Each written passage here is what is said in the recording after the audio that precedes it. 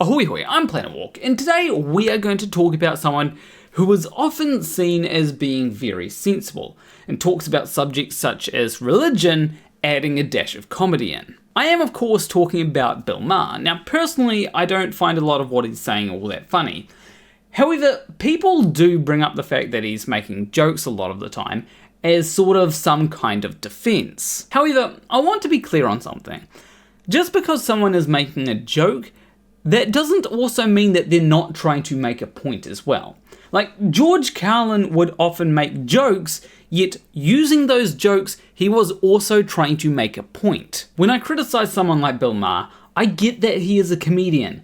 However, he is trying to make points, and those points are very ill-informed. Or at least the points that I'm criticizing him for are. Maybe he makes some good points elsewhere, but I don't really watch his stuff because, as I said, I don't really find him that funny, and he's supposed to be a comedian. Anyway, that tangent out of the way, there is a subject that Bill Maher decided to talk about again. One that he has really shown that he knows nothing about. This is of course the subject of queer people, whether they be gay, trans, asexual, you name it, if they're queer, Bill Maher doesn't understand. Now, if Bill Maher were a sensible person, as some people seem to suggest, he would understand when he's out of his depth with certain subjects and avoid talking about those. However, in a conversation with Candace Owens, he really is a liberal, isn't he? He showed that he doesn't understand what he's talking about once again. If I was a parent, well, first of all, there'd be unholy hell if I was a parent, because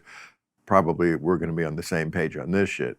Some of the stuff that goes on in the schools is just so cray-cray, and I would not be able to keep my mouth shut about it. Yeah. So I'm sure a state like Tennessee does not have laws that some of the blue states do, where like the parents are not allowed to be notified by the school. They're actually prohibited if the kid changes their gender. Okay, so that's not crazy at all. It is actually very understandable, and I can go into some real life experience that I have that I'd rather not go into, but is helpful to the conversation anyway, to explain why it's a good idea to not tell the parents about certain things. Because parents aren't always that understanding. Sometimes kids will come out and they will be abused or kicked out. So if a child isn't coming out to their parents, but is instead coming out to, let's say, teachers at school, you have to ask, why is that, and is it a good idea to let the parents know? Sure, sometimes a kid might be overreacting and thinking that their parents will treat them negatively if they come out, when maybe that's not the case at all. That does happen. Like, my mum, for example, has made it very clear to both myself and my sister that she supports us whether we're straight or we're gay. However, not all parents tell their kids that, and so sometimes kids won't understand that that is maybe something that they can tell their parents because they just don't know and they don't want to risk it. However, there is a flip side where a child may have good reason not to feel safe coming out to their parents and still needs help to deal with whatever it is they're dealing with. To pull on my own experience, at the age of 15, my stepdad heavily suspected that I was gay. And the treatment that I received from him for that was something absolutely horrible. Now, to be clear, my mum was at work when this happened, so she had no idea what was going on, and there was no physical abuse as far as I remember. However, being constantly berated at the dinner table each weekday night certainly takes its toll on a 15-year-old. Now, imagine if that age I had have figured out that I was trans. Well, if my parents knew that would be a fun experience at the dinner table each weekday night. So if I needed help with that, who could have I gone to? I could have tried going to my mum, but what if she's told my stepdad? That wouldn't have ended well. I had friends, but at that age, the concept of trying to keep a secret certainly didn't seem to exist, at least not in my friend group. So the only people I really would have been able to talk to at that age would have been teachers. But if it were a requirement that they had to tell my parents, then I wouldn't even be able to go to them. So I would have no one to ask for help. Sure, it would be great if we lived in a world where if a kid has a problem, they could go to their parents and the parents would be understanding and try to help them. But we don't live in that world. With these kinds of things, we need to make sure we're basing decisions off of reality. Otherwise, people get hurt. like they say that would be outing the student to a parent? Yes, kids aren't always out to their parents. It can be very daunting to come out to anyone, really. Right. Outing is a word we even use in connection with a parent? Shouldn't everything be out to the parent? Okay, parents aren't entitled to know every single thing about their kids. If a kid doesn't want to tell their parents something, maybe they have a crush on someone, that's perfectly fine, and a kid is allowed to have secrets from their parents. Am I allowed to have an opinion on this? No. I've heard some of your opinions, Candace, and you're just not allowed an opinion on anything either. Unfortunately, I don't think I can stop you from having an opinion. And this is what I do a lot of, work in the space of talking to parents and understanding how we've become so removed from our own children systematically. And you're right that places like LA and New York have become these major hubs where the state has gone too far. Okay, I'm not a parent, but there is an easy way to not be so removed from your kids that they don't tell you anything. And it's making sure that your kids know that they can tell you stuff. This whole systematically trying to disconnect parents and kids, that's a result of parents, not of any kind of system. Maybe let your children know that if they were to come out as anything, you're not going to freak out. That is a pretty good start. And I do a lot of work on other stuff too that you would think is weird and, vaccine stuff for parents and kind of giving them a guide. Oh, no, I'm with you there. Wait, is Bill Maher anti-vax, as in anti-MMR vaccine? Oh, gee. Get your children vaccinated. Let's hope that he doesn't go into that, because I'm not prepared for that kind of idiocy today, and I do not need a more negative opinion of Bill Maher. I mean, my view, just to be clear, vaccines are a tool in the medical kit, just like antibiotics. Right. And just like antibiotics, I wouldn't want to be told, everyone's taking them, so you have to too. Right. So the reason why we try to get as many people vaccinated as we can is to reach herd immunity. Some diseases have been eradicated this way. It also helps the people who are immunocompromised and cannot get vaccinated themselves, because they basically rely on herd immunity to keep them safe. Yeah, Like, one size fits all. If I decide I need one for a certain pathogen and I'm at a place in my life where I think that playing the odds, which is what medicine always is, that would be the smart thing, okay. But forcing it and in children who never needed it for this, who the least likely. And they're so sick. Oh, geez, I guess we're doing this. Okay. Children are not adults.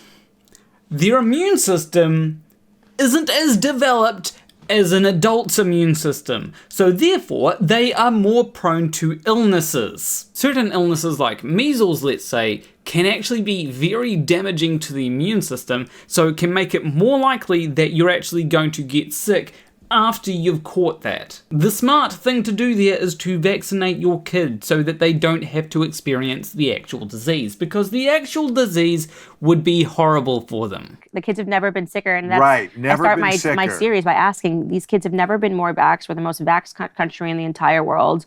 We have these high infant mortality rates when weighed against third world countries. Okay, two things. She said something that is completely false, and also shows that she has no idea how statistics work. Like, if you're trying to make the claim that children today are sicker than they were in the past, that is a temporal comparison that you're doing, not one based on location. I do not care if the infant mortality rate in the US is, let's say, higher than every other country. It doesn't mean that the infant mortality rate has gone up. It just means that it's higher than in other countries. The actual way you do comparisons is you check the infant mortality rate over time and, oh, would you look at that, it's gone down since the 90s. But let's ignore that for a second, because how does the United States compare to the rest of the world? Oh, I think you can see where I'm going with this one, because it turns out that the CIA actually has a list of the mortality rates of every country in the world. As it turns out, the US comes in at 173rd on their list, meaning that the US has a lower infant mortality rate than 172 different countries. The list contains 227 different countries, by the way, which means that the US sits in the bottom 25% of the list. Hardly doing worse than third world countries, but I suppose it does sit right behind the famously third world country of Bosnia and Herzegovina. In case you couldn't tell, that was sarcasm. So as it turns out, Candace Owens is just wrong, and even if she was right, she would still be wrong. I don't get why people take her seriously, because it wasn't that hard to show that she is absolutely verifiably wrong. And you're being told that this is because we're super healthy. You got kids 75 vaccines. When I was a kid, it was 12, and there's been an explosion. People don't even know anything about the diseases. It's just these constant fear campaigns. And then on top of that, in states like LA, you can't opt out. Okay, can someone please tell me which kid is getting 72 vaccines? Because I checked. There is no evidence to suggest that any kid gets 72 vaccines. Though, for some reason, that is the number that conspiracy theorists have just pulled out of their hat and decided to throw around. In reality, a high number for the amount of vaccines that would be given to a kid before they reach adulthood is 54. And most of those vaccines are boosters. It's very ironic that she would say something like this, just these constant fear campaigns, whilst also citing numbers that are made up in order to incite fear. Could you go to prison for saying that I don't want my child referred to as a different gender behind my back? Yes. Depending on where you live, they're trying to criminalize you being a parent. That is literally not happening. Holy shit. She is making stuff up. Honestly, it feels like I'm just listening to a conservative fever dream that has nothing to do with reality. It's just completely detached from reality. Any semblance that it has with reality is purely coincidental. But let's talk about reality for a second, because whilst everything that she said there is the complete opposite of reality, there are certain laws that are being passed. And these laws would prohibit parents from affirming the gender of their child. Literally the exact opposite of what Candace Owens is saying. And then you add that to the, medical complex, and maybe you say, I'm not afraid if my kid gets chickenpox. I got chickenpox. We have chickenpox parties. You can't do that in LA. Do you want to know why? Getting chickenpox can mean that later in life someone develops shingles. If you get the vaccine, that minimizes the risk of getting shingles later on in life. I don't think parents realize why that's so scary. Not necessarily. We can argue all day. You can call me anti-vax. I can call you pro-vax. But as parents, we should be able to make decisions for our children. I don't fear the chickenpox. Okay, so I really think that parents have a responsibility to do certain things for their kid. Like, let's say that you're a breatharian and you have a kid. You have a responsibility to feed that kid, otherwise it is child abuse. Now, I would say that on top of making sure that your kid is properly nourished, you do have a responsibility as a parent to do things for the well-being of your child. And to me, that includes making sure your kid is vaccinated. Now, we can argue, well, where do we draw the line? But I think that regardless of where we do draw the line, that should still be a responsibility that a parent needs to take on. My hat is off to anyone who is a parent today, because I honestly feel it has never been harder to be a parent, because you're not allowed to boss them around. Yeah. What's the fucking point of having kids if you can't boss them around? Okay, I am hoping that that is just an unfunny joke and that he is not being serious. But I do know that there are people out there that do think like that. So here is a PSA to everybody out there that is a parent. Kids are not your slaves. Do not treat them like your slaves.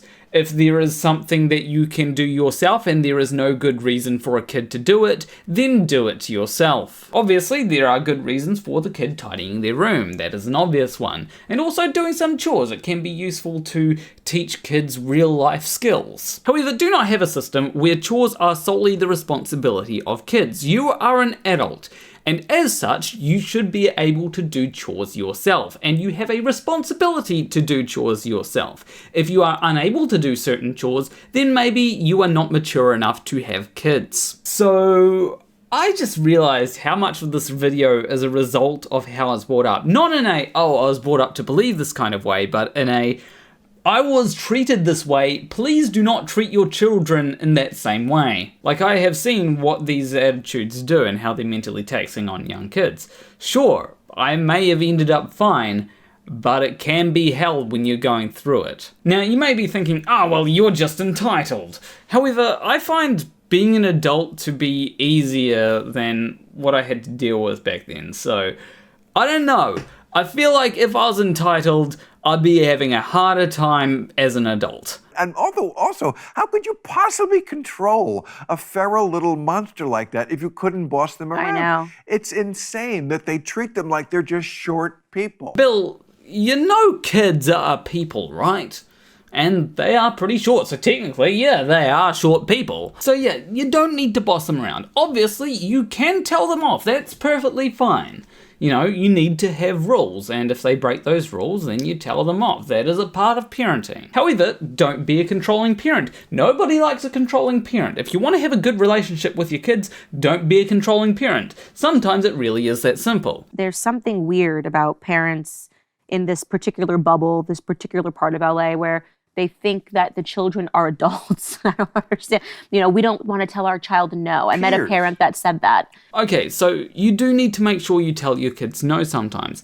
However, never telling your kids no, I wouldn't say is treating your kid like an adult. You know, treating your kid like an adult would be telling your kid to go and get a job so that they can pay their fair share of rent. Also, I've just realized that we have talked about a couple of different subjects, and we have strayed far from the subject that I actually mainly wanted to talk about. So let's fast forward a bit until we get to that subject again. This is what they attacked me for so vigorously when I did my editorial about trans, which, you know, I feel like, again, a great demarcation between what liberal is, old school liberal, and woke. Liberal believes trans is, of course, a real thing, and they should be protected and respected.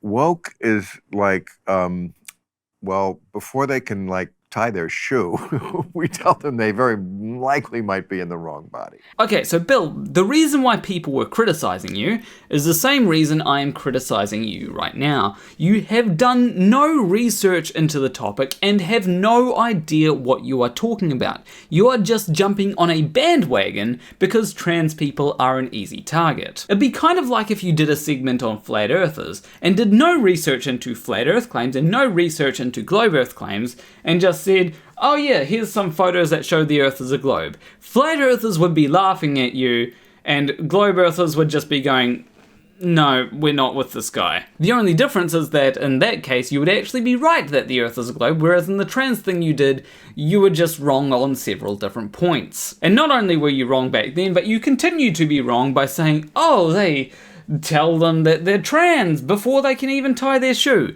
No one is telling kids that they are trans. If a kid is as young as 4, let's say, and there are signs that that kid might be trans, then there is a process, like getting a gender dysphoria diagnosis, social transitioning and stuff like that. And over the next 6 to 8 years, you'd keep track of that kid to make sure that that kid is happy, because if that kid is not trans, then they're not going to be happy. Like, you can't just pick a random person, say, be trans, and expect that person to be happy with being trans. That's not how that works. Cisgender people can actually experience gender dysphoria if they are made to present as a gender that they do not identify with.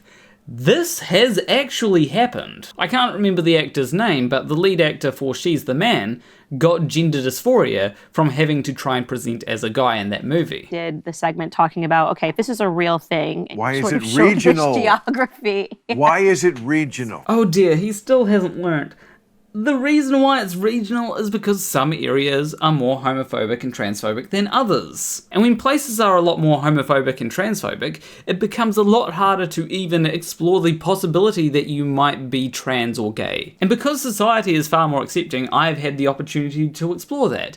I don't think I would have had that opportunity had everyone around me been extremely homophobic and transphobic. I've been to dinner parties, more than one, where there's 12 people and they're all talking about their trans kids.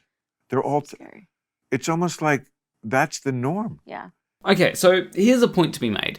Quite often, friends will connect over certain things. Like, I have a lot of trans friends, but that's because trans people, as it turns out, actually have a lot of shared interests. And it's also a lot easier to hang out with trans people because you know that they are going to respect you as a human being. And even parents may connect over their kids being trans, and that's how they form these circles where a lot of the kids are trans, It's not that a lot of the kids just happen to be trans, it's that these circles formed because the kids were trans. Said she's got 4 kids. Dad's a doctor, brilliant doctor, but Beverly Hills. So, Right. Here we go. There you go. So how brilliant can you really be? And especially now that doctors don't know the difference between the sexes, and they've got like 2 non-binary children, 1 gay child and 1 trans child. Say that slower. Okay, I appreciate Bill Maher for actually giving us a real-time demonstration of how slow he is. But, it does happen from time to time where a parent will have kids that are all queer. Like, I'm trans and my sister is bi, which means that my mum only has queer kids. Now, this can happen with 4 kids. You may say, oh, but that's unlikely. It's a 1 in a million chance.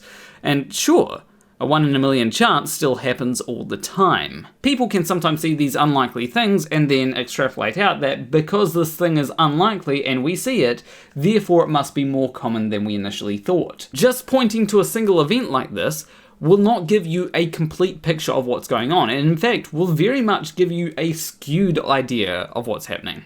2 non-binary children. Non-binary, meaning? They are not bound to any sex. Oh geez, neither of them know what non-binary means, meaning that neither of them have done any fucking research on this. Like, if you're going to talk about something, do the research. Sure, maybe you do the research and it sounds silly to you, but at least you've done the research. So what is non-binary? Well, non-binary is an umbrella term to refer to genders that fall outside of male and female. So for me, I am gender fluid, which falls under the umbrella of being non-binary. Now, when I say male and female can refer to gender or sex. In this context, I'm referring to it in the gender sense.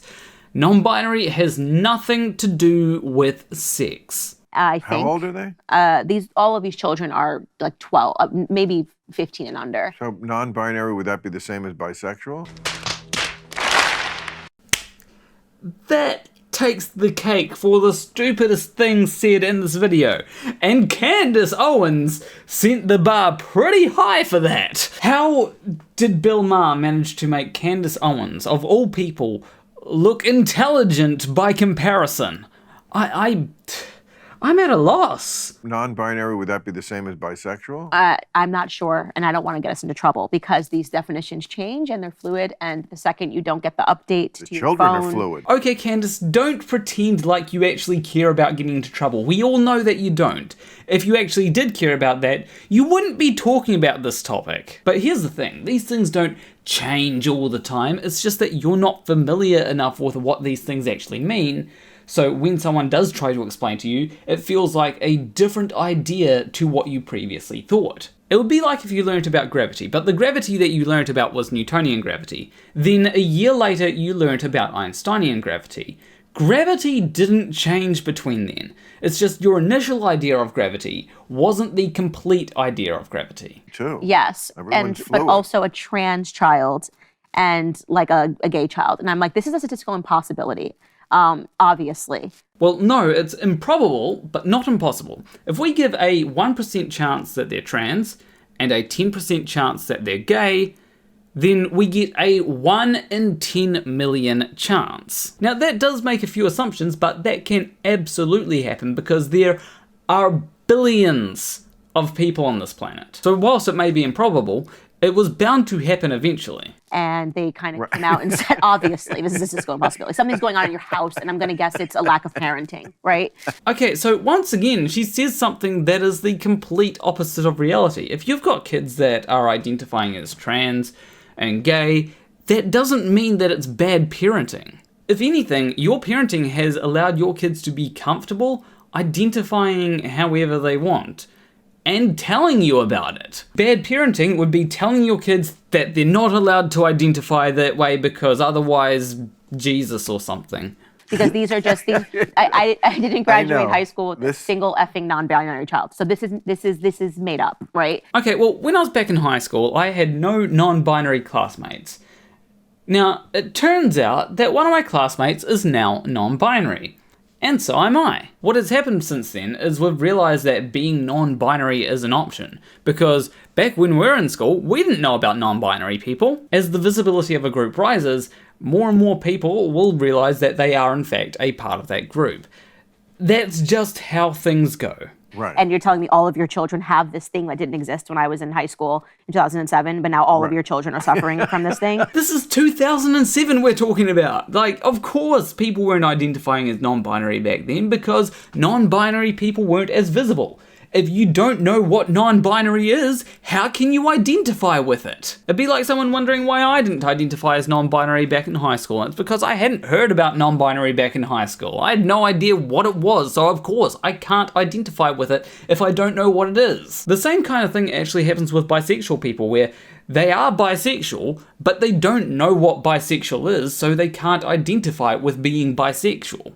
You know, and that's kind of, I think, the litmus test for me is like, okay, if this is a real thing, why did this just not exist at all when I was in school? And it's not like they're playing catch up. It's not like now suddenly kids are going back from my high school class and saying I'm trans. They're not. But have you kept up with everyone? Because there's a lot of people from my high school that probably don't know that I'm trans because we just haven't kept up with each other. Like, for example, Wade doesn't know that I'm trans. If you don't know who Wade is, he was on the channel years ago. But my point is that people often do realize that they are in fact trans after several years of being out of high school. I did that. There are people in their 30s that have figured out that they're trans or non-binary. There are people in their 40s that have figured that out. It's just as you get older, a lot of people feel like it's too late. That can prevent a lot of people. Also, a lot of older people can be a bit more homophobic and transphobic. That also prevents them. We had gay kids, we had a couple of lesbian kids, you know, and everyone else was, you know, that was it, you know. It was like now they've got so many options to choose from the infinite alphabet community. So I wouldn't say that there's more options. It's just that more people have become aware of what they can do. Like back in high school, I don't think I met anyone who identified as asexual, but now I have because people have become aware that there is something that describes them. It doesn't mean that it didn't exist before. These people were still asexual, they just couldn't describe it and were wondering, why do I like garlic bread so much? So yes, in a shocking turn of events, if there's something that describes people, then those people will identify with it. Big shock to everyone. But anyway, that is the end of the video, but we definitely have to return to Candace Owens at some point because honestly, I was surprised at how wrong she can be. I was honestly blown away. It seems that there's a rule for Candace Owens, and that is, if she says something, then the opposite of that is probably true. So if that continues to hold true, then there is a gold mine of content when it comes to Candace Owens. But anyway, leave a like and subscribe if you like this video. Leave a comment letting me know what you'd like to see me make videos on. Don't forget to ring the bell as well. As always, a big shout out to my $20 or more patrons: Hugh Jarsz, M.C.Nutkin, Morrie, Nathaniel Muller, Vermont1777, Tony C, Rosyna Keller, Wolfie, KidVicious, Sacha Campbell, Definitely Not NASA, Craig D'Amelio, Richard M Chapman, Kaylee, and FistWizard. If you want to support me financially, you can do so on Patreon, or you can buy me a coffee. I will see you in the next video. Between you and me, thank you for watching.